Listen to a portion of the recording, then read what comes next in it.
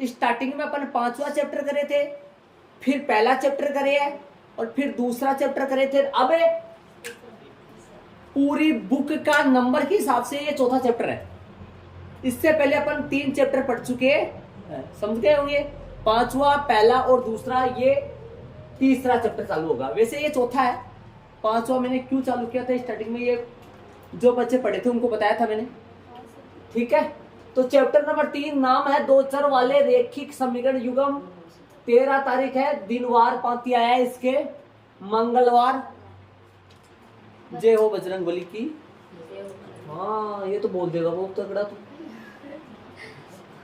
Chapter 3, इसी chapter के नाम से स्टार्ट करूंगा। इस चैप्टर का नाम ये क्यों पड़ा, ठीक है। पहले आपकी फे नोटबुक ऐसे है, मैंने बनाई वैसा पेज है। ऊपर ऐसे ये लिखना है, नीचे ऐसे ये लिखना है। फे नोटबुक में जो पेज आपके वैसे बनाया, किसी के लाइन नहीं है तो लाइन जरूर खींच ले। तो दो चर वाले रेखिक समीकरण युग्म। चलो नाम बताओ इसका। दो चर, दिमाग लगाने की कोशिश करो। दो चर, अपन इससे पहले दूसरा चैप्टर पढ़े थे, उसमें द्विघाती बहुपद पढ़े थे। वो उसका मानक रूप था ax² plus bx plus c। इसमें एक चर चलता है। कितना चर? एक चर। दाएं बाएं की बातें छोड़ दो, इधर ही आ जाओ। तन से भी और मन से भी। भारी भरकम कम से कम 40-50 किलो वजन लेके यहाँ बैठे हो, मन आपका और कहीं होगा, कुछ समझ में नहीं आएगा। पहले बता रहा हूं। हाँ, द्विघाती बहुपद में एक ही चर होता था, एक ही चर होता था। चर क्या होता है ये मैंने पहले बहुत बता दिया है। एक बात थोड़ा सा बारीक से बता दूं, आराम से मारवाड़ी भाषा में बताऊंगा। चर इंग्लिश वाले होते हैं भाई, वैसे तो मैं बार बार बताते आ रहा हूं, पीछे वाली क्लासों में बताया। चर इंग्लिश वाले होते हैं जिनका मान निश्चित नहीं हो। एक्स, वाई, जेड, ए, टी, वो भी स्मॉल, मतलब छोटी एबीसीडी वाले। अचर कौन होते हैं? गणित वाले होते हैं अचर। 3, 4 चर एक्स, वाई, टी। सुनना, चर होते हैं इंग्लिश वाले जिनका मान निश्चित नहीं होता है। अचर होते हैं गणित वाले जिनका मान निश्चित होता है, ठीक है। द्विघाती बहुपद में एक ही चर चला करता था, ठीक है।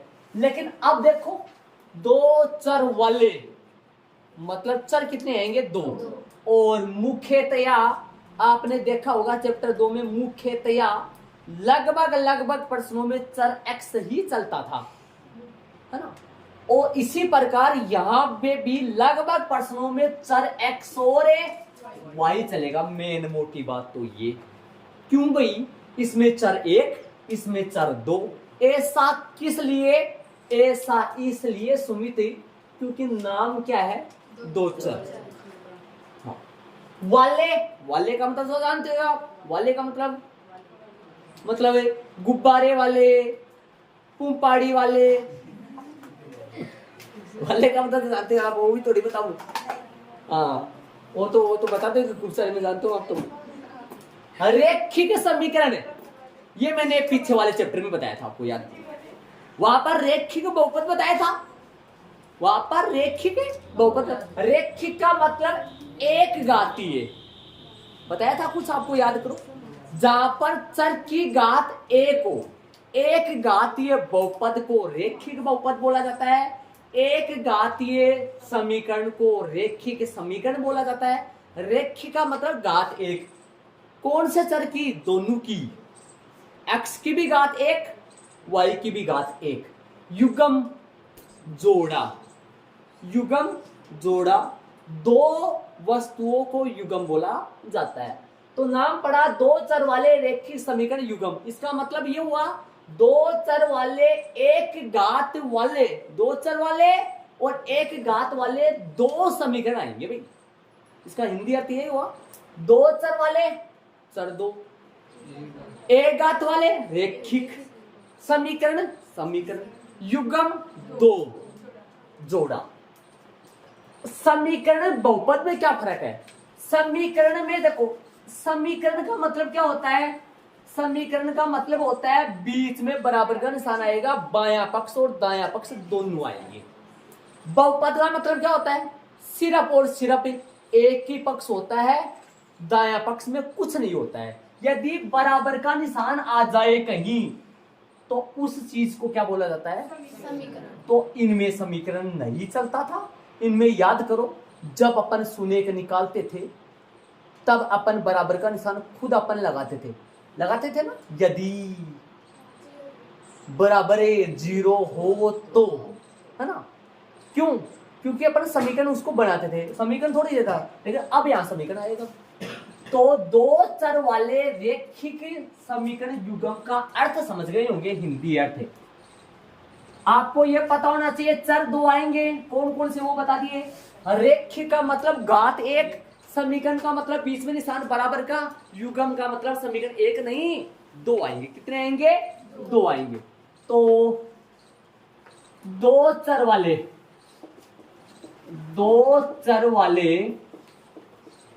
रेखिक समीकरण युग्म के व्यापक या मानक रूप, व्यापक या मानक रूप। ये व्यापक रूप और मानक रूप कभी आपका पीछा नहीं छोड़ेंगे। चैप्टर 5 में भी व्यापक रूप हुआ करता था, है ना? किसका? अनुवापद का व्यापक रूप हुआ करता था। अनुवापद का an बराबर इसका व्यापक रूप हुआ करता था, है ना? तो ये पीछा नहीं छोड़ेंगे कभी। युग्म मानक रूप a1x प्लस b1y प्लस में c1 इक्वल 0 तथा दूसरा समीकरण दो साथ चलेंगे। a2x प्लस में b2y प्लस में c2 बराबर 0 होता है ना? अर्थात लगा के मैं लिख देता हूं a1x प्लस में b1y प्लस में c1 बराबर 0। दूसरा जोड़ीदार चलेगा इसका a2x प्लस में b2y प्लस में c2 बराबर 0। कुछ एग्जाम्पल ले लेता हूं, 3x प्लस में 4y प्लस में 5 बराबर 0। 2x प्लस में y प्लस में 7 बराबर 0। यहां x के गुणांक कौन कौन है? a1 व a2 है। ये माइनस नहीं है, मत लगा देना इसके पास और फिर पढ़ोगे माइनस, है ना? फिर माइनस से पढ़ोगे और क्या करोगे। y के गुणांक कौन है? b1 व b2। अचर पद c1 व c2। बराबर का निशान लगा लो। सर हाँ जी, यहाँ एक के बाद में कोमा है या कोमा है या फिर एक के बाद में कोमा है। यहाँ ये क्या? हाँ। ये वाला ये 1 है बेटा, a1 है ना? 1 है प्रिया भाई, 1 है या 2 है। ठीक है, बारीक बारीक चुराते रहो। ये चुराने का नाम रोज सुन के कभी चोरी तो मत कर लेना कहीं। कभी मेरा नाम ले लो फिर जाके वो उस इंसान ने बताया था, जितना सजा के भागीदार आप हो उससे ज्यादा फिर मैं हो जाऊंगा वरना। क्योंकि करने वाला कम होता है, सिखाने वाला ज्यादा होता है। ये लिखने की बात कर रहा हूं। ओके, देखो भाई ध्यान से समझेंगे इन बातों को, है ना? आराम से ऐड कर लो। फिर नोटबुक में कर रहे हो आप, है ना?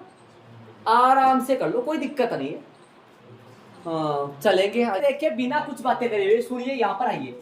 देखिए दो चर वाले रेखीय समीकरण युग्म, इसकी परिभाषा नहीं लिखी है भाई मैंने, परिभाषा इसकी नहीं लिखी है। परिभाषा लिखने का मतलब यह भाई ऐसा समीकरण जिसमें दो चर दो चर जिनमें एक घात हो, ठीक है। ए से दो समीकरण, ऐसा समीकरण नहीं, ए से दो समीकरण जिनमें दो चर तथा प्रत्येक की एक घात हो, दो चर वाले रेखीय समीकरण कहलाते हैं। दो चर इसलिए इधर आइए, दो चर वाले रेखीय समीकरण युग्म का व्यापक या मानक रूप है a1x plus b1y plus c1 बराबर 0 तथा a2x plus b2y plus c2 बराबर है 0 होता है ना। अब अर्थात ये वापस लिखा है मैंने, इस तरीके से दो आएंगे, इस तरीके के नहीं आएंगे, इस तरीके से दो आएंगे। ये तो सूत्र है, जैसे द्विघाती बहुपद का सूत्र होता था वैसे प्रश्न तो इस तरीके का आएगा। x के गुणांक, ये शुरू वाले जो मान है ना, शुरू वाले मान ये x के गुणांक कहलाते हैं। बीच वाले है वो और लास्ट वाले अचर पद या स्थिरांक भी बोलते हैं। इधर आओ, तुलना करके एबीसी के मान निकाले, एबीसी के नहीं a1, a के भी डबल है, x के गुणांक वैसे a होता है, x का गुणांक वैसे a होता है। याद करो द्विघाती बहुपद में भी a ही होता था, x का गुणांक, जो कि x का तो नहीं होता था, वैसे x स्क्वायर का होता था वहां, है ना। x का गुणांक वैसे तो a होता है, लेकिन ये डबल होने की वजह से इसका नाम क्या पड़ जाता है, a1 a2। ऐसे ही y का गुणांक तो b होता है, लेकिन ये डबल होने की वजह से नाम क्या पड़ जाता है, b1 b2। अचर पद c होता है, लेकिन ये डबल होने की वजह से, और डबल क्यों है ये तो आपको नॉर्मल पता चल रहा है, क्योंकि भाई समीकरण कितने चल रहे हैं, दो, इसलिए दो, तो पहले में a1 a2 b1 b2 c1 c2। मान यहां से देखना है, तुलना करके यहां से मान फेंकने हैं। a1 का मान जरा दिमाग में यहाँ पे तुलना करेंगे, a1 का मान है a1x प्लस b1y प्लस में c1, a1x plus b1y plus में c1, ये 1 1 वाले हैं, ये 1 1 वाले हैं, ये 2 2 वाले हैं। तो आओ, a1 कितना है 3, b1 कितना है 4, c1 कितना है 5। 2 2 वाले की बात करेंगे, a1 b1 c1 हो गया। पहला समीकरण में a1 b1 c1, दूसरे में a2 b2 c2। आइए रखे तथा a2 2 कोमा b2, ये कोमा है बाबू, ये कोमा है भैया, ये कोमा नहीं है, ये c1 है, ये 1 है, ये 1 है, ये कोमा है, ये कोमा है। b2 एक है, एक है क्या, कुछ नहीं तो एक, माइनस आता तो -1 है, जैसे उसमें था सेम, माइनस प्लस 1 ही है तो, है ना। और आगे कोमा c2 7, ये मान ऐसे देखे जाते हैं। परिभाषा मैंने लिखी नहीं है, मैं इसके जस्ट नीचे लिख दूंगा परिभाषा, है ना, ये नोट करोगे, यहाँ पर लिखूंगा मैं परिभाषा। हो सकता है आ जाए, अब की बारी बोर्ड के एग्जाम में आई थी समरूप और सर्वांग समूह की परिभाषा लिखेंगे। मैंने परिभाषा लिखी है, ये किसकी परिभाषा है, दो चर वाले समीकरण युग्म की परिभाषा है। ऐसे दो समीकरण जिनमें दो चर हो तथा प्रत्येक चर की एक ही घात, दो चर वाले नहीं लिखा क्या, ऐसे दो समीकरण जिनमें अच्छा यहाँ क्या, दो चर वाले, सर और लगा देते बीच में वैसा, दो चरे वाले, ठीक है। ऐसे दो समीकरण जिनमें दो चरे, सामान्य x और y नहीं माना है, हो सकता है लगभग आता तो यही है, लेकिन कई बार s t दूसरे चर भी आ जाते हैं ना, इसलिए ब्रैकेट में लिया है। हो तथा प्रत्येक चर की एक ही घात, प्रत्येक चर की एक ही समान घात, एक ही, और कौन सी एक की होगी वो ना, एक ही घात है। कोष्टक में एक ऐसे वो लगा लो ताकि आप वैसे न समझ लो इसको ना, एक ही घात हो दो चर वाले रेखिक समीकरण युग्म कहलाते हैं। ठीक है, तो ये परिभाषा नॉर्मल समझ में आ गई होगी। दो चर हो और प्रत्येक चर की घात एक, मतलब एक ही हो, दोनों की एक एक घात हो, इसीलिए तो रेखिक बोला जाता है ना। हो तो इनको क्या बोला जाता है? एक ही घात हो, कोमा लगा के दो चर वाले रेखीय समीकरण युग्म कहलाते हैं। ये परिभाषा होगी, ये इनके मानक रूप हो गई। किताब में जो प्रश्न है उनमें एस से प्रश्न चलेंगे। देखते ही A1 B1 C1 A2 B2 C2 पता लग जाना चाहिए कौन कौन का है। वापस बोलूं, मोटी मोटी बात ये बोलूंगा, आपको प्रश्न देखते ही आपको तुरंत छोटे से छोटा विद्यार्थी, कमजोर से कमजोर, मतलब धनवान से धनवान बोलो चाहिए ना, मतलब है ना, जिसको मतलब कुछ भी नहीं आता है उसको ये पता हो जाना चाहिए कि भाई इसमें तो 1 का जुगाड़ पड़ा है और इसमें 2 का जुगाड़ पड़ा है। अर्थात A1 x B1 y plus C1 बराबर 0, A2 x plus B2 y plus में C2 बराबर 0। अर्थात A1 B1 C1 पहले समीकरण में पड़े रहेंगे, A2 B2 C2 दूसरे समीकरण में पड़े रहेंगे। ये तुरंत देख के पता लग जाना। दो समीकरण आएंगे। कितने समीकरण आएंगे एक साथ? प्रश्नों में हर बार कितने समीकरण आएंगे? दो। और उन दोनों में चर कितने होंगे? दो। घात कितनी होगी? घात अचर की होती है या चर की होती है? चर की होती। घात किन की होती है? चर की होती है। अचर की घात कभी देखा? अचर की घात यहाँ क्या करेगी? समझ रहे हो? तो याद करें, एक साथ प्रश्नों में दो दो चर आएंगे। लगभग प्रश्नों में चर एक्स वाई ही होगा, कुछ प्रश्नों में छोड़कर ज्यादातर प्रश्नों में चर क्या चलेगा? एक्स और ऐसे ही चलेंगे। आपको बिना सोचे समझे ये मान जरूर पता होना चाहिए। पहले में A1, स्टार्टिंग में A है, दूसरे नंबर पे B है, फिर यदि, लेकिन ये 1 1 2 2 में क्यों डिवाइड हो जाते हैं? क्योंकि समीकरण एक नहीं आता है, दो आते हैं। इसलिए A1 A2, इसमें A1 इसमें A2, B1 B2 C1 C2। ठीक है, पूरा फोकस कीजिए, मेरे नेत्र 3 है, ध्यान दो, पूरा ध्यान दो बोर्ड पे। ठीक है, हटा दो उनको, चलेंगे आगे। यहां तक कोई दिक्कत नहीं है। क्या क्या लिखा है? मानक रूप और परिभाषा। परिभाषा रटना मत, समझ लेना, कब एग्जाम में पूछी जा सकती है। और इसके नीचे यदि परिभाषा पूछे तो इनके मानक रूप A1 x plus B1 y plus C1 बराबर 0 तथा ये दोनों साथ लिखने हैं, A2 x plus B2 y plus C2 बराबर 0 होते हैं। इसके जस्ट नीचे लिख देना, यदि परिभाषा पूछे तो मानक रूप भी लिख देना, साथ में अच्छा लगेगा। चले आगे, यहां तक ऐड कर लो। तो चैप्टर नंबर 2 में अपन द्विघाती बहुपद के सुनेक निकालने की भी वहां विद्या एक ही थी। वहां तो वैसे तो मोटी गुणनखंड विधि थी अपनी, और वैसे तो अपन सीधा भी कर लेते थे, है ना, वो तो बताया था मैंने आपको कॉमन। हाँ, लेकिन यहाँ पर तो वहां पर x के दो मान आते थे, वो सुनेक कहलाते थे। आते थे ना x के दो मान, क्या कहलाते थे? वो सुनेक। चैप्टर नंबर 2 में यहाँ पर दो मान आएंगे, लेकिन x का एक तो x का आएगा, एक y का आएगा। ऐसे दो मान आएंगे, जैसे 3x प्लस 4y प्लस 7 बराबर 0। बोर्ड पे ध्यान देना, बोर्ड पे ध्यान देना, बोर्ड पे ध्यान देना, वरना चला जाएगा जो बताएंगे वो सारा।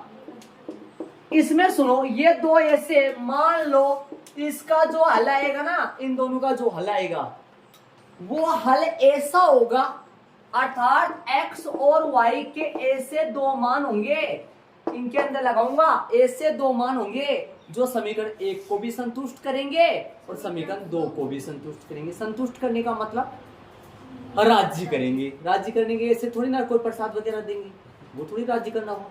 राज्य करने का मतलब ये हुआ कि x और y की जगह उन दोनों को लगाऊं तो जितना मान दाया का है वो तो दिखाई दे रहा है, वो तो दिखाई दे रहा है ना, कितना है दायां का? जितना मान दायां का है उतना ही मान किसका बन जाएगा? बायां का भी बन जाएगा, यदि मैं x और y की जगह वो दोनों लगा दूंगा तब। और ऐसे ही x और y की जगह लगा दूंगा इस दूसरे में भी, तो ये भी 0 के बराबर ही बने जाएगा। ऐसे दो मान होंगे वो अक्सर। मान लो 2 और 3 है, मान लो 2 और 3 है, पता नहीं मेरे को 2 और 3 कितनी है पता नहीं, लेकिन मान लो 2 और 3 है। 2 और 3 यहां लगाओ, यदि ये 2 और 3 वास्तव में इसके हल है तो 2 और 3 यहां लगाने से जितना मान इसका दायां का 0 है उतना ही बायां का 0 बन जाएगा, यदि इसके वास्तव में हल है तब तो। लेकिन ध्यान दो 2 3 से तो कभी 0 बनने वाला नहीं है। क्यों? क्योंकि 2 और 3 से तो ये 0 जोड़ जोड़ जोड़ जोड़ महाजोड़ बन जाएगा, है ना? बनेगा क्या? माइनस का आएंगे कुछ पता नहीं, माइनस का लगाने से भी न जाने आएगा नहीं आएगा, जरूरी नहीं ये आए, वो तो मेरे को पता नहीं है, और मैं निकाल के जरूर कर सकता हूं, लेकिन अभी नहीं निकालना ठीक रहेगा। मैं तो आपको ये बताना चाह रहा हूं हल क्या चीज होती है। हल x और y के ऐसे दो मान होते हैं, एक तो x का एक y का, ऐसे दो मान होते हैं, एकल x के दो नहीं, एक तो x का ऐसे दो मान होते हैं। ये दोनों मान समीकरण 1 को भी संतुष्ट करेंगे और समीकरण ये संतुष्ट करना क्या चीज होती है? संतुष्ट करना ये चीज होती है कि जितना मान दायां का है उतना ही बायां का आ जाए। या यदि मैं 7 को उधर लेता हूं, ऐसा ना करके +7 उठाऊं, यहां से +7 उधर गया तो बोलो ऐसे भी तो लिख सकता हूं इसको। तो अब यदि x और y का मान पुट करूंगा तब पक्का जितना दायां का -7 है उतना ही दायां का, उतना ही बायां का -7 ही होगा। समझ रहे हो क्या? पहले तो 0 था, क्यों? क्योंकि 7 किस तरफ था? तब तो 0 आता, लेकिन मैंने 7 को उधर कर दिया। अब x और y का मान यहां लगाऊंगा तो पक्का मान -7 ही आएगा, बायां का भी। दायां का कितना है?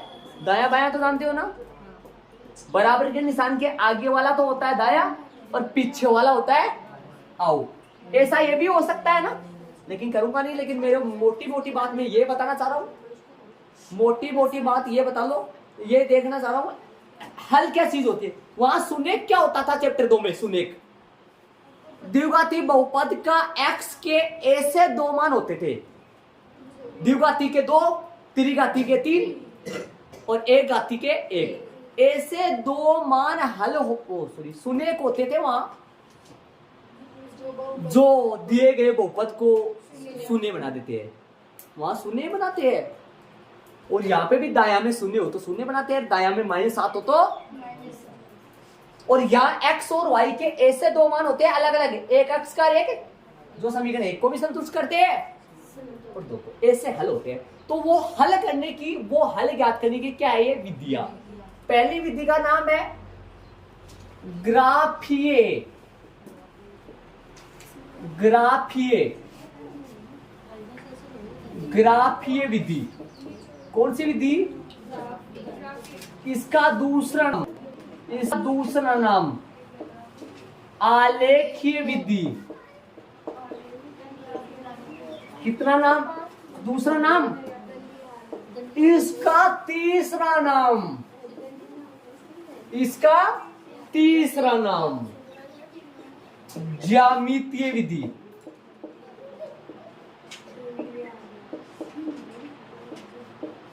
और हो सके तो कई कई बार मारवाड़ी भाषा में ग्राफ द्वारा। क्या बोलेगा? ग्राफ द्वारा। एक इंसान के 4 नाम हो सकते हैं, हो सकते हैं। चले, ये एक ही है, अलग नहीं है। एग्जाम में यदि बोले ग्राफीय विधि से तो भी ग्राफ बनाना है, इसका मतलब ये विधि का नाम है ग्राफ बनाना, तब भी ग्राफ बनाना है। यदि आलेखीय विधि बोले तब भी ग्राफ बनाना है, ज्यामितीय विधि बोले तब भी ग्राफ, ग्राफ दोबारा बोले तो भी ग्राफ। दूसरा, और ये कहां पढ़ेंगे अपन? ये वाला, ये वाला पढ़ेंगे प्रश्नावली। 3.1 में पढ़ेंगे, नोट लगा के और एरो लगा कर शांति से नोट लगाकर। पर्सनावली कौन से पढ़ेंगे? पर्सनावली 3.1 में ग्राफ में करेंगे। ये वाली पर्सनावली किसमें करेंगे? ग्राफ में करेंगे। कोई टेंशन नहीं है, अभी दिक्कत नहीं है, अभी मत सोचो, मैं बता दूंगा आपको कब लाना है। अभी अपन ग्राफ नहीं पढ़ने वाले हैं, अभी ग्राफ पढ़ने वाले हैं, लेकिन आज नहीं पढ़ने वाले हैं, कल नहीं पढ़ने वाले हैं, 2 दिन बाद में पढ़ेंगे अपन। नोट लगा दिया। दूसरी विधि का नाम है बीज गणितीय विधि। आपकी बुक में है सब ये तामझाम। इस बीज गणितीय विधि में 2 विधियां पढ़ती है। बीज गणितीय विधि में रोमन में 2 विधियां पढ़ती है। एक तो प्रतिस्थापन विधि जी,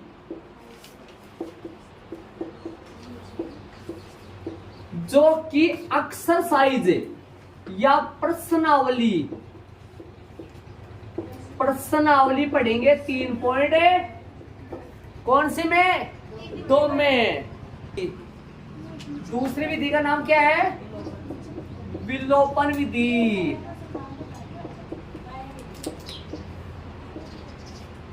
ये प्रश्नावली पढ़ेंगे 3.3 में, लेकिन आपके चेंज हो चुकी है किताब में। जो 3.1 है वो तो अपने स्थान पे नए सत्र 2023-24 से, जो आप 2024 के धनी हो, आपके लिए पूरी किताब नहीं है। 3.1 पढ़ेंगे, 3.2 आपके हट गया है। और जो आपके 3.3 है ना, वो 3.2 है। जो आपके 3.3 है ना बुक में, वो आपके 3.2 है। मैं तो 3.2 लगाऊंगा, क्योंकि जो नई बुक आएंगी उनमें क्या लगा हुआ आएगा? 3.2 किसके? और शायद जो 3.4 है ना, उसका नाम 3.4 में एक विलोपन। देख लो जरा, 3.4 में एक विलोपन शायद। 3.4 जो है ना, वो कौन सी है? 3.3। बस यहां तक ही है, इसके आगे वाला सारा मैटर हट चुका है। बहुत बड़ा चैप्टर था 3 का, लेकिन बहुत कम बचा है। ये आपकी किताब में झांको। किताब में झांकने का मतलब क्या होता है पता है ना?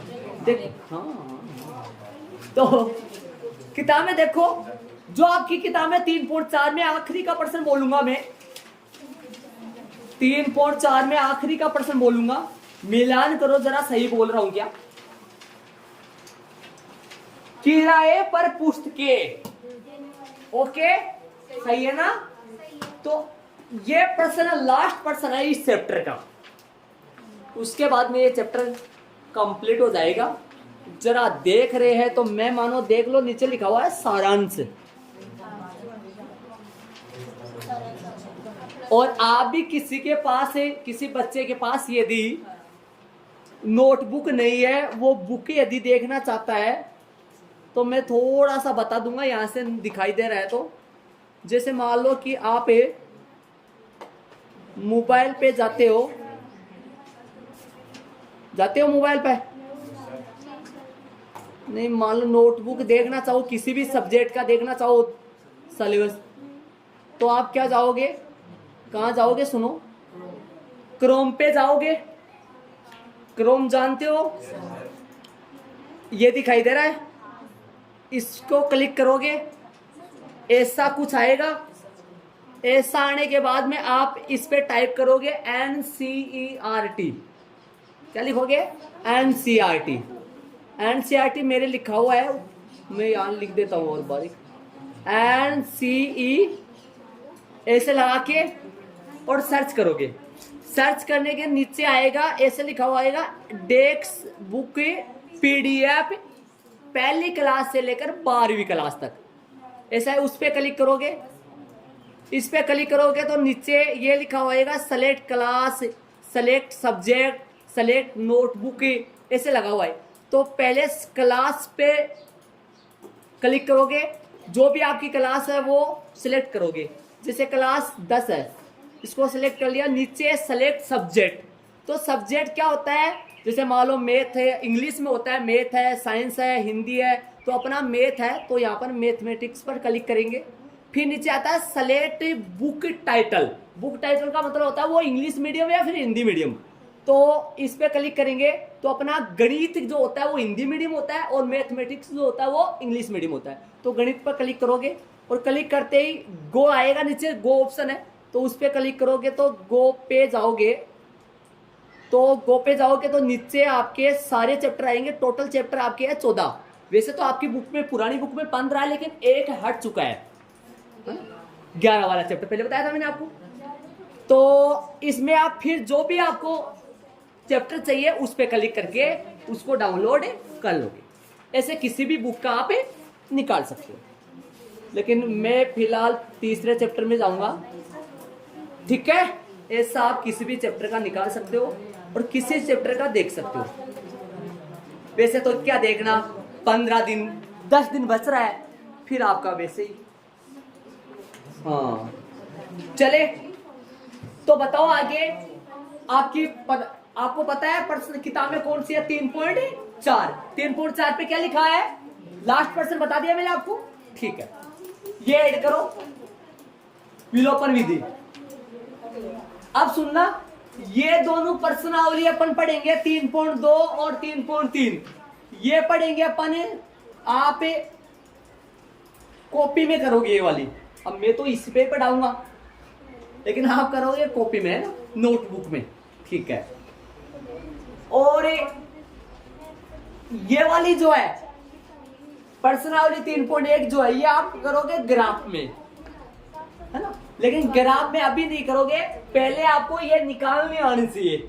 ये विधियां ग्राफ में यूज आएंगी, अर्थात प्रतिस्थापन विधि है, विलोपन विधि है, ये आपके ग्राफ बनाने में काम में लेना पड़ेगा आपको। इसलिए पहले अपन ये सीखेंगे, बाद में ग्राफ बनाएंगे। लेकिन ग्राफ की थोड़ा 3.1 की सारी कुछ इनकी बातें हैं, हलों के संबंधित मेन बातें, जैसे ग्राफ बनाए तो अपने क्या क्या बातें अपने को आनी चाहिए, वो एक सारणी है आपके बुक में, है ना।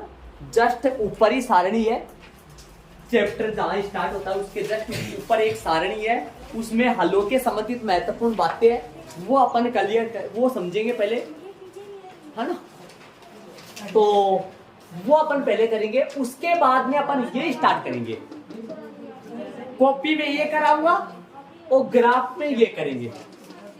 इसके कुछ पर्सन है, सुनो, 3.1 में कुछ पर्सन ऐसे भी है जो कॉपी में करेंगे, ग्राफ में नहीं हो सकते वो, लेकिन उनके लिए ग्राफ में लगभग 1 जूटी या 2 जूटी के पेज फाड़ के ग्राफ के शुरू में चिपका लेना, और वो 2-3 पर्सन भी ग्राफ में ही कर लेना इस प्रश्नावली के, ताकि ऐसा लगेगा कि 3.1 पूरी की पूरी किसमें अपनी ग्राफ में है। 2-3 पर्सन का इधर उधर होगा, इसमें जाएगा, इससे बढ़िया 3.1 का सारा जमेला उस ग्राफ में खत्म हो जाएगा, ठीक है। ऐसा मैं बता दूंगा आपको कब क्या करना है, ये आप ऐड करोगे, वो सारणी समझाएंगे आप। लास्ट वो सारणी है, उसके बाद में एग्जाम्पल चलेंगे इसके, ठीक है, चलेंगे। हाँ भाई, जो महत्वपूर्ण सारणी है वो ये है जी, आपके सामने जो दिखाई दे रही है, क्रम संख्या, व्यापक रूप या मानक रूप भी बोल सकते हैं, सूत्र आएगा यहाँ, और चौथे कॉलम में आएगा रेखाओं की स्थिति की जांच, संगत या असंगत हलों की प्रकृति।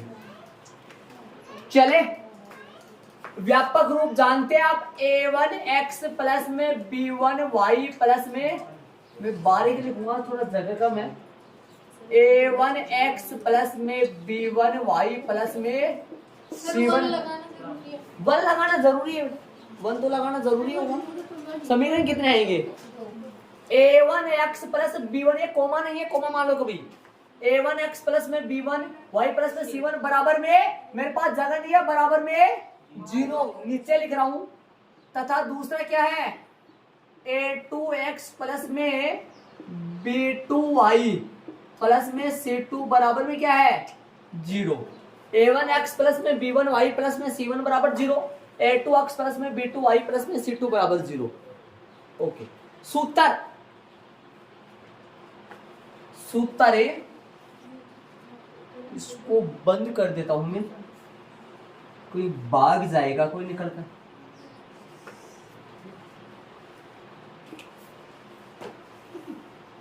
शांति से आराम से कर लो, धीरे धीरे कर लेंगे अपन, कोई दिक्कत नहीं।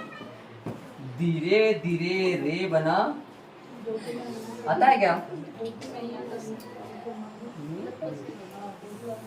5वीं क्लास का नहीं आता है, धीरे सब कुछ है। माली, अब हमारा तो नाम आता है इनमें, लेकिन माली सिंचे कितने 100 खींच दो, 100 पानी का मटका डाल दो, लेकिन फल तो आएगा टाइम पे मिलेगा ना। चले भाई सूत्र लिखे, कितने का सूत्र लिखेंगे। अरे ध्यान रखना, ये तीनों का ये व्यापक रूप हो गया, तीनों में ये लिखा जाएगा रूप, इसमें भी है, मैंने एक बार लिख दिया इसको, तीनों में ये आएगा। a1x plus b1y plus c1 बराबर 0, a2x plus b2y plus c2 बराबर 0, तीनों के लिए ये मान्य होगा, समझ गए होंगे। इसमें भी मानक रूप ये आएगा, इसमें भी ये आएगा, तीनों के लिए होगा। सूत्र तीनों का अलग अलग आएगा। सूत्र की बात करें, सूत्र की बात करेंगे, सूत्र की बात करेंगे। हाँ जी, हाँ जी, हाँ।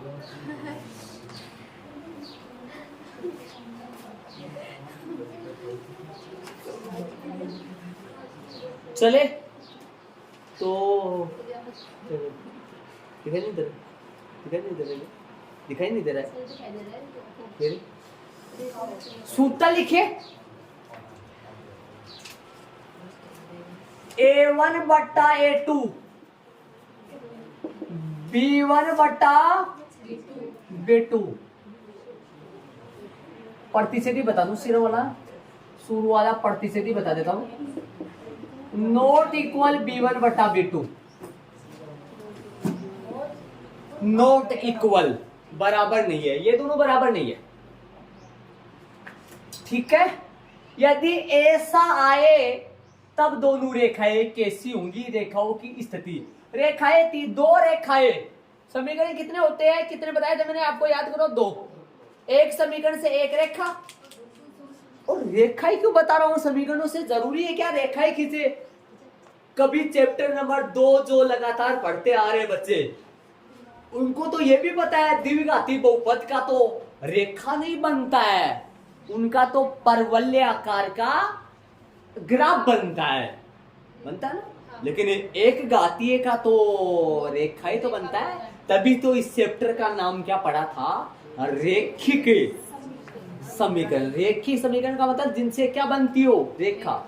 बताओ कोई भी 2 रेखा आपस में किस प्रकार के, कितने प्रकार से व्यवहार कर सकती है।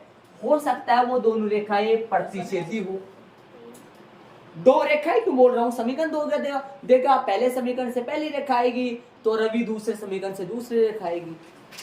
या तो हो सकता है वो दोनों रेखाएं एक दूसरे को काटे, तब बोलेंगे दोनों रेखाएं क्या कहेंगे, प्रतिच्छेद।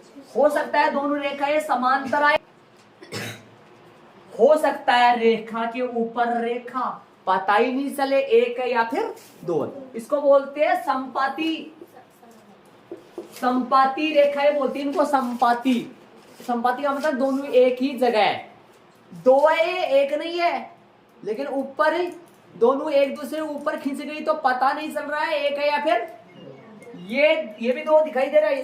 तो बोलो रेखाओं की कितनी स्थितियां हो सकती है, 3, प्रतिच्छेदी, समांतर, संपाती। इस सूत्र के यदि ऐसा फॉर्मूला आएगा तो दोनों रेखाएं कैसी होंगी, दोनों रेखाएं प्रतिच्छेदी होंगी।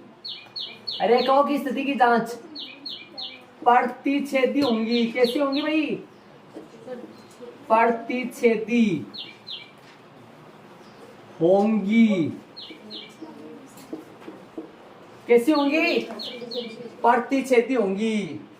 और चित्र ऐसा बनेगा, ऐसे और खींच देना। प्रतिच्छेद का मतलब क्या होता है? पता है, कोई बात नहीं, फिर मत बनाओ। और ये जो बिंदु आएगा ना, ये जो बिंदु आएगा, ये जो बिंदु आएगा, इस पे जो पहले अक्ष का मान आएगा फिर, और ये अपना आंसर होगा, ये अपना क्या होगा? हल होगा। अरे ऐसे नहीं बोल रहा हूं अक्सर वाई हल होगा, इनकी जगह कोई संख्याएं चलेंगी, और वो संख्या किनका मान होगा? एक्स और वाई। याद करो, ये प्रतिच्छेदी बिंदु समीकरण एक पर, सॉरी, पहली रेखा पर भी है, दूसरी पर भी है। इसका मतलब ये जो बिंदु है ये समीकरण एक को भी संतुष्ट करेगा, ये अपना आंसर होगा ग्राफ में, जब दोनों रेखाएं कैसी हो। और उसका सूत्र क्या होता है? ए वाले अक्ष के गुणक, बी वाले वाई के गुणक आपस में कैसे होंगे? Not equal. नॉट इक्वल, बराबर नहीं होंगे। ओके। और हल कैसा होगा? समीकरण निकाय का संगत हल होगा। कैसे हल होगा? संगत हल होगा। और हलों की प्रकृति कैसी होगी? इसका मतलब होता है कितने हल होंगे? अद्वितीय हल होंगे भाई, अद्वितीय, जिसके समान कोई दूसरा। ये समझते हो क्या अद्वितीय किसको बोला जाता है? आपने हिंदी में सुना होगा, याद है मुहावरा, जिसके समान कोई दूसरा ना हो, अपने आप में अद्वितीय, अजूबा, अनोखा। ओके, अद्वितीय हल होंगे इसके, अद्वितीय हल ही लगा लो, सिर्फ इतना ही। चले आगे, पहला कंप्लीट हो चुका है। जब दो रेखाएं प्रतिच्छेद, ये सूत्र जरूर दिमाग में याद हो जाएंगे। वैसे तीनों में बार बार बकूंगा, बार बार बकूंगा, बार बार बोल लूंगा। वैसे मान लो इसका सूत्र सुनो,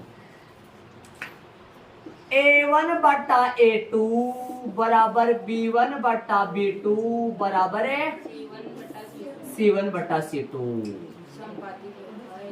दोनों तीनों बराबर हो। कैसे हो तीनों? रेखाएं कैसी होंगी? संपाती। आधा में से मछली पाती, संपाती होंगी जी। चित्र बनाए, बताओ चित्र तो कैसे बनेगा? संपाती का तो जानते हो, ये संपाती हो गया। इस ऐसे बताओ, एक बिंदु, दो बिंदु, ये जो भी बिंदु होंगे वो पहली रेखा पर भी होंगे, अर्थात पहले समीकरण को भी संतुष्ट करेंगे। और ऐसे कितने बिंदु होंगे जो पहले समीकरण को भी संतुष्ट करेंगे और दूसरे को भी करेंगे? ऐसे कितने होंगे? इस रेखा पे कितने बिंदु होंगे? ऐसे बहुत सारे, अनंत। इस पे ऐसे बिंदु कितने हैं जो पहली रेखा पर भी है और दूसरी पर भी है? एक। मैंने बोला ये कितनी रेखा है? दो। ये कितनी रेखा है? दो। रेखा दो समझो। अरे वैसे तो तीन भी हो सकती है, चार भी हो सकते हैं, लेकिन यहाँ दो समीकरण चल रहे हैं। पहली समीकरण से एक रेखा बनेगी, दूसरी समीकरण से दूसरी रेखा बनेगी। तो याद करो इसके ऊपर रेखा कितनी है? दो। इसके ऊपर भी दो। ऐसे बताओ, ऐसा कोई बिंदु बताओ जो पहली रेखा पर भी है और दूसरी रेखा पर भी है। एक ही है ना, लेकिन ऐसा कोई बिंदु बताओ जो पहली रेखा पर भी है दूसरी पे भी हो, तो सारे ही है। तो कितने बिंदु हो गए? अनंत। इसीलिए उत्तर इसमें आता है, उत्तर इसमें नहीं आता है। इसमें तो बहुत सारे बिंदु है, बहुत सारे बिंदु है इसे। तो बहुत सारे का मतलब बहुत सारे का कोई अनोखा बिंदु नहीं हुआ, ठीक है? तब रेखाएं संपाती होंगी। संगत तब होता है जब दोनों में कोई मिल जाता है। इनमें दोनों में कितने मिलते हैं? एक। इनमें दोनों में कितने मिलते हैं? बहुत सारे, तब भी संगत। इसमें भी कैसा होगा? संगत। बताऊंगा, ये याद हो जाएगा आपके पूरे, मैं बार बार बताते रहूंगा। हलों की प्रकृति कैसे होगी? अनेकल। अपरिमित रूप से अनेक हल लिखो, अपरिमित और रूप से कितने हल होंगे, अनेक हल होंगे। अपरिमित रूप से अनेक हल होंगे, राइट। चलिए तीसरे में आ जाओ भाई, बारीक बारीक आराम से समझाएंगे। चलो तीसरा कर दे। तीसरे का सूत्र लिखे A1/A2 B1/B2 नॉट इक्वल, ये आखिर वाला बराबर नहीं होगा, और दोनों रेखाएं समांतर होंगी। चित्र कैसा बनेगा, ऐसा, और हल कैसा होगा, असंगत हल होगा। और इसका कोई हल नहीं होगा, कोई हल नहीं है, नहीं होगा ही लगा दो ना। क्यों भाई कोई हल क्यों नहीं होगा, क्योंकि दोनों रेखाएं कहीं पे भी एक दूसरे से नहीं मिलेंगी, ऐसा कोई बिंदु नहीं है। बिंदु क्या होता है भाई, बिंदु होता है कोष्टक छोटा, पहले x का मान फिर y का मान। बिंदु होता है ये, बिंदु होता है ये, इसको बिंदु बोला जाता है। हाँ बात ये बिंदु बोल रहा होगा, व्यापक रूप नहीं लिखे यहाँ, ये सबका व्यापक रूप यही है, तो एक बार लिख दिए ना, इसलिए मैंने तो लाइन नहीं डाली मैंने, है ना, एक बार लिख दिया तो सबका ये आएगा सेम। इसलिए बिंदु होता है ये, कैसे इसको बिंदु कैसे बोलते हैं, याद करो, निर्देशांक ज्यामिति के बिंदु होता है ये 3 2, कहाँ आता है 3 2, x का मान 3 y का मान 2, x का मान -5 y का मान 2, ये बिंदु होता है। तो ऐसा कोई बिंदु है क्या जो समीकरण जो पहली रेखा पर भी होगा दूसरी रेखा पर भी होगा, ऐसा कोई बिंदु होगा नहीं, कोई भी बिंदु नहीं होगा। अर्थात इसके बिंदु अलग होंगे, मतलब पहली रेखा के बिंदु अलग होंगे दूसरी रेखा के, अर्थात समीकरण 1 के बिंदु अलग आएंगे और समीकरण 2 के बिंदु अलग आएंगे, तभी तो इसमें लिखा गया है ना कोई हल नहीं है। सर इस थर्ड वाले पॉइंट में मतलब A1 आएगा या A2 आएगा, कौन सा फॉर्मूला आएगा?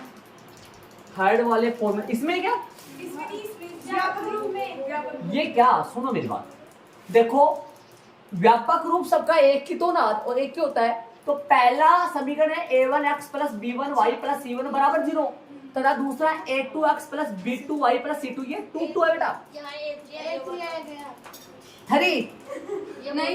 नहीं A2x प्लस, अरे भाई ये प्लस का निशान आगे लिखना है, मेरे पास जगह नहीं, आप मैंने नीचे लिखा है।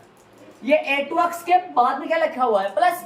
ये नहीं बोल रहे, थरी वाले में भी यही है, मतलब ये दोनों, हाँ सब तीनों के हो गए। याद करो अभी जस्ट पहले व्यापक रूप लिखे थे अपन, लिखे थे क्या, अरे व्यापक रूप बताए थे नहीं बताए थे, कितने व्यापक रूप बताए थे, 2, तो 2 ही लिखे ना, ये सबके यही है, मतलब पहले दूसरे, हाँ तीनों के यही है। मैंने लाइन तभी तो नहीं बनाया ना, हाँ इसीलिए नहीं बनाया मैंने लाइन, क्योंकि तीनों के यही है, समझ गए होंगे आप, तीनों के एक की है, अलग अलग थोड़ी ना है कोई, और अलग अलग बनाना चाहो तो बना लो, समान डाल दो भाई, इसमें भी ये आएंगे, इसमें भी ये 2, इसमें भी ये 2, इसमें भी ये 2, इसमें क्या दिक्कत है। चले आगे सुनो, अब मेन बात सुनो, लास्ट की बात बताऊंगा, 2 मिनट के लिए सुन लो, ध्यान लगा के, जल्दी कर लो आइए 2 मिनट के लिए सुन लो, ध्यान से सुनो। पहली बात तो आपको ये बताऊंगा कि आपको पर्सन में है ना, जैसे मालूम है एक एग्जांपल बता दूं, पर्सन में आपको इस तरीके के समीकरण देगा, बोर्ड पे ध्यान दे लो 2 मिनट के लिए, बिना कुछ गपशप करे हुए ध्यान दे लो, इस प्रकार का पर्सन आएगा, ऐसे बोलेगा दिए गए समीकरण युग्म ये है, इसका ग्राफीय विधि से हल करो या बीजगणितीय विधि से हल करो। ग्राफीय विधि से हल करेंगे तो मतलब समझ गए होंगे, ग्राफ द्वारा ग्राफ बनाना है। बीजगणितीय विधि से हल करवाएगा तो समझ गए होंगे बीजगणित विधि में कितनी विधि है, 2। प्रतिस्थापन या इनमें से किसी एक से। आपको इसके बाद में आपको खुद को पता लगाना है कि इन दोनों से पहली रेखा से पहले समीकरण से पहली रेखा बनेगी और दूसरे समीकरण से दूसरी रेखा बनेगी। अभी बिना ग्राफ बनाए अपन पता लगा सकते हैं कि इन दोनों समीकरणों से रेखा प्रतिच्छेदी होंगी या संपाती होंगी या समांतर होंगी। बिना ग्राफ बनाए ही पता लगा सकते हैं। कैसे वो सुनो। A1 बटा A2 बराबर B1 बटा B2 बराबर C1 बटा C2। मेन सूत्र अपना ये है। आप ये कहोगे मेन कौन सा, ये भी नहीं है, ये भी नहीं है, ये समझ लो एक बात है ना, ये भी मत समझो, इसको तो अलग से देखो, है ना ये बात। अब इसमें मान पटको, मान रखो, मान आप जानते हैं, मैंने बोला था याद रखना आप, मान आप जानते हैं ना, A1 B1 C1 A2 B2 C2 के मान जानते हो आप, बताया था मैंने आपको। पहले समीकरण में 1 1 मिलेंगे, दूसरे समीकरण में 2 2 मिलेंगे, स्टार्टिंग वाला A वाला मिलेगा, बीच वाले B मिलेंगे, C मिलेंगे। A1 B1 C1 A2 B2 C2। जरा मान पटक दूं, आदेश है, ठीक है भाई, पालना करेंगे आपके। 3/5 A1 है 3, A2 है 5, A1 x, मानक रूप में जाओ जरा, मानक रूप। A1 x plus B1 y plus C1 बराबर 0, A1 x plus B1 y plus C1 बराबर 0, A2 x plus B2 y plus C2 बराबर 0। रख दो मान। A1 B1 C1 A2 B2 C2। कोई दिक्कत? आओ रखो, इंतजार कर रहा है बेचारा बैठा बैठा। आओ बटा 5 लगाऊं, अरे 5 ये है बराबर B1 बोलो, B2 बोलो, -3। शाबाश, -3। क्योंकि मानक रूप में क्या आता है जरा नोट करे, या ये कहां पे है, ये कहां पे है भाई, -3 कहां पे, इसमें जाऊं या इसमें आऊं, नीचे वाले में कहां है, ये रहा। ये तो प्लस का होता है, तो प्लस का होता है माइनस तो साथ जाएगा, जैसे आप चैप्टर 2 में पढ़े देखे थे। तो माइनस का क्या आएगा, 3 बराबर 3। आओ आओ, क्या ये कटेगा, ये कटेगा, कोई नहीं कटेगा। ये दोनों बराबर है, बराबर है क्या दोनों, नहीं, कहां बराबर है, नहीं है। ये दोनों बराबर है, नहीं। जरा देखो किन में गया, एक बात बता दो, सुनो सुनो सुनो, आगे वाला बराबर हो भी सकता है, लिखा ही नहीं मैंने। क्यों नहीं लिखा, क्योंकि सी वाला हिसाब किताब बराबर हो भी सकता है, बराबर नहीं भी हो सकता, लेकिन ये दोनों बराबर नहीं रहने चाहिए। और यदि ये दोनों बराबर नहीं है तब दोनों रेखाएं पक्की क्या होंगी, बोलो कौन से में गए, इसमें थोड़ी आया है, इसमें आया है, पहले में आया है। तो बोलो इन दोनों समीकरणों से जो दो रेखाएं बनेंगी, पहले समीकरण से पहली रेखा और दूसरे समीकरण से दूसरी रेखा, दोनों रेखाएं एक दूसरे को प्रतिच्छेद करेंगी, यूं ऐसे करेंगे ना जी। और यहां काटेगी, ये जो बिंदु है ना, ये बिंदु, एक बिंदु ऐसा आएगा। बिंदु कैसा होता है अभी बताया था मैंने जस्ट। बिंदु क्या होता है, अक्ष का मान और वाई का मान। निर्देशांक ज्यामिति में छोटे कोष्ठक में अक्ष का मान और वाई का मान, अक्सर वाई का मान ऐसा आएगा, एक ही सिर्फ वो समीकरण एक को भी संतुष्ट करेंगे और उस बिंदु पर ही दोनों रेखाएं एक दूसरे को काटेंगी, उसी बिंदु पर ही काटेंगे जिनका मतलब जो इनका हल है। और वो अक्सर वाई के मान इनके क्या कहलाएंगे, हल, जिन पे काटेंगे। और हल कैसा होगा, संगत है, और कैसे होंगे, अद्वितीय। अद्वितीय का मतलब एक हल होगा, और यहाँ अनेक हल होते हैं, और यहाँ पे एक हल कैसे, एक ही ऐसा, अनेक कैसे, खूब सारे है, इसमें कोई नहीं है। इस तरीके से अपने को जांच करनी पड़ेगी। मेन तो सूत्र ये है, इसमें मान पटकेंगे ना, मान पटकेंगे तब असली राज खुल के आएगा। या तो इसमें जाएगा या इसमें जाएगा, मतलब तीनों में से एक में जाए, ठीक है। संपाती भी आ सकता है, समांतर भी आ सकता है, संगत हल, असंगत हल।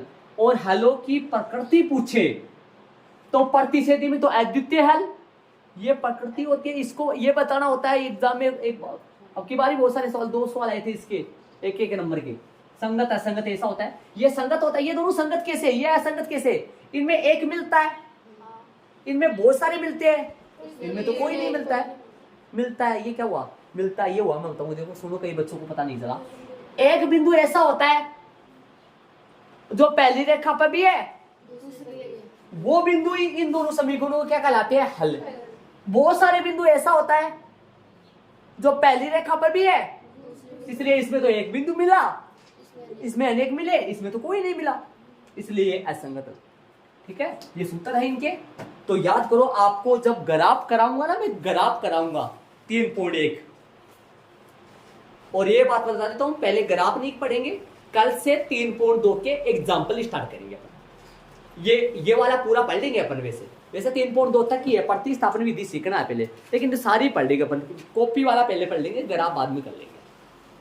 ग्राफ, ये कॉपी का जो काम है ना, प्रतिस्थापन विधि, विलोपन विधि, ये अपने, मेरी बात सुनो पहले, मेरी बात सुनो पूरी।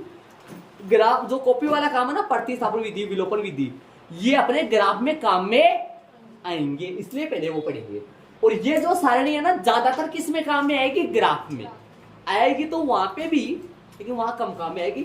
ये सारणी एक प्रकार की यदि आपके याद हो गई, और याद ये समझ लो, सूत्र याद और करने हैं, ये हल देखने हैं, ये संगत हल याद ही है, जरा बार बार मैं बोलता रहूंगा, अपने आप याद हो जाएगी। ठीक है, ये नीचे वाले ऐड नहीं करने, सारणी ऐड करनी है। बाकी अपन कल से एग्जाम्पल स्टार्ट करेंगे इसके, है ना, ग्राफ बाद में करेंगे अपन। समझ गए होंगे, क्योंकि मैंने बोला था 3.1 प्रश्नावली ग्राफ में करनी है पूरी, और 3.2 और 3.3 कहां करनी है? कॉपी में करनी है। ठीक है, ओके।